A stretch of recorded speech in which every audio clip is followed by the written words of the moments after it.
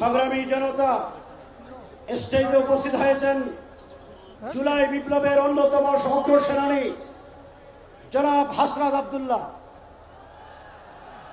এবার আপনাদের সামনে বক্তব্য রাখবেন 2013 সালে নাস্তিক বিরোধী আন্দোলনে হেফাজতের পাশে দেখে যিনি শক্তি জুগিয়েছিলেন, আমার দেশ পত্রিকার মজলুম সম্পাদক, যিনি হেফাজতের কোলাসিটিকে উদার মনে মিডিয়ায় প্রকাশ করেছেন, আমাদেরকে নানান দিক দিয়ে পরামর্শ দিয়ে সহযোগিতা করেছেন, সেই আমাদের প্রিয় ভাই মজলুম সম্পাদক জনাব মাহমুদুর রহমান। জনাব মাহমুদুর রহমান এখন আপনাদের সামনে বক্তব্য রাখবেন।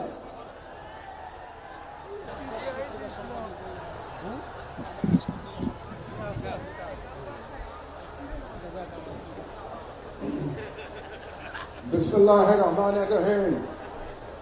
আজকের হেফাজতের মহাসমাবেশের সম্মানিত সভাপতি, উপস্থিত ওলামায়ে আকরাম, উপস্থিত সুধীমণ্ডলী, আসসালামু আলাইকুম।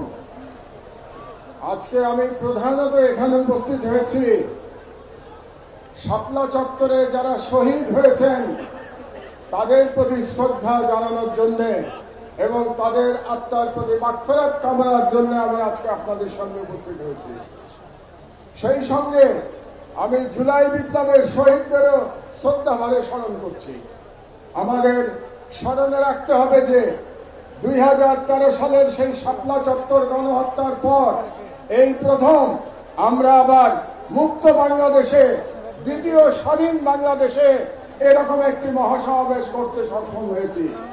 কাজেই আমাদের এই দীর্ঘ পথ পরিক্রমায় যারা জীবন দিয়ে আমাদের জন্য সহজ করে দিয়ে গেছেন তাদের সকলের প্রতি আমার অসীম শ্রদ্ধা এবং ভালোবাসা, এবং তাদের পরিবারের প্রতি আমি সমবেদনা জ্ঞাপন করছি। ডিজাইন, এলিগেন্স, বিউটি, সেরা পণ্য সবার জন্য জেভিকো। আমি একটু অবাক হয়ে যাচ্ছি যে হেফাজতের তরফ থেকে কিংবা ভিকটিমদের তরফ থেকে এখনো 2013 সালের শাপলা গণহত্যার জন্য যে মাস্টার মাইন্ড ছিল সেই দানব ফ্যাসিস্ট শেখ হাসিনার বিরুদ্ধে মামলা দায়ের করা হয় নাই। আপনারা কেন এখনো মামলা দায়ের করেন নাই আমি জানি না। আমি মনে করি শাপলা চত্বরে যারা গণহত্যার শিকার হয়েছে তাদের প্রত্যেকে শেখ হাসিনার বিরুদ্ধে গণহত্যার মামলা দায়ের করতে হবে। এটাই আমার আজকে 1 নম্বর দাবি। দ্বিতীয় যে কথাটি আপনাদেরকে আমি বলতে চাই, আমরা মুসলমান, উম্মার প্রতি আমাদের ভালোবাসা থাকতে হবে। তাই গাজার শহীদ এবং কাশ্মীরের মুসলমানদের উপরে যে জুলুম চলছে তার বিরুদ্ধে আমাদের ঐক্যবদ্ধভাবে আন্দোলন চালাতে হবে। 3 নম্বর কথা আমি বলতে চাই, আমার বক্তব্য দীর্ঘায়িত করব না। এখানে অনেক ওলামায়ে আকরামরা আছেন যারা মূল্যবান বক্তব্য দেবেন।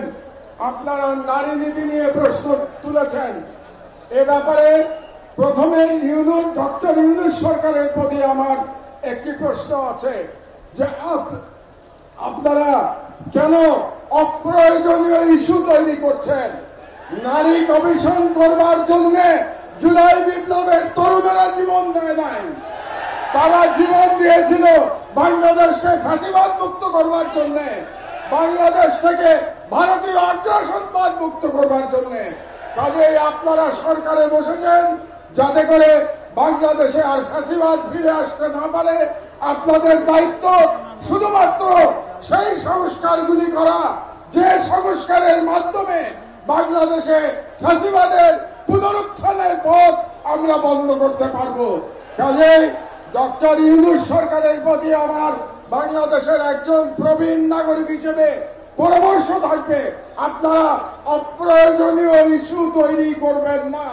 এবং আমরা দেখতে পেয়েছি আপনারা অনেকগুলো অপ্রয়োজনীয় সংস্কার কমিশন করেছেন। এই সমস্ত সংস্কার কমিশনের কোনো প্রয়োজন ছিল না।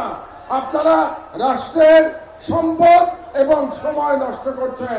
আমার অনুরোধ, এই সমস্ত কমিশন আপনারা বাতিল করে দেন। এই সমস্ত কমিশনের কোনো প্রয়োজন নাই। আর আলেম ওলামাদের কাছে আমার নিবেদন, আপনারা নারী নীতি নিয়ে লড়াই করতে গিয়ে বৃহত্তর লড়াই থেকে সরে যাবেন না। আমাদের বৃহত্তর লড়াই ভারতীয় সাম্রাজ্যবাদের বিরুদ্ধে লড়াই। আমাদের বৃহত্তর লড়াই ইসলামের জন্য আমাদের লড়াই। আপনারা যদি নারী নীতির মতো একটা ইস্যু দিয়ে আন্দোলন করেন, তাহলে আমাদের যে বৃহত্তর আন্দোলন এটা ক্ষতিগ্রস্ত হবে। কাজেই নারী নীতির অবশ্যই আপনারা প্রতিবাদ করবেন, কিন্তু তার মানে এই না যে আমরা মূল লড়াই থেকে সরে যাব। মূল লড়াই থেকে আমাদের সরে যাওয়া যাবে না। এই জন্য আপনাদের কাছে আমার আহ্বান, আপনারা ঐক্যবদ্ধ থাকবেন। আমি বিশ্বাস করি বাংলাদেশের আলেম সমাজ যদি ঐক্যবদ্ধ থাকে, তাহলে বাংলাদেশের স্বাধীনতা কেউ ছিনিয়ে নিতে পারবে না।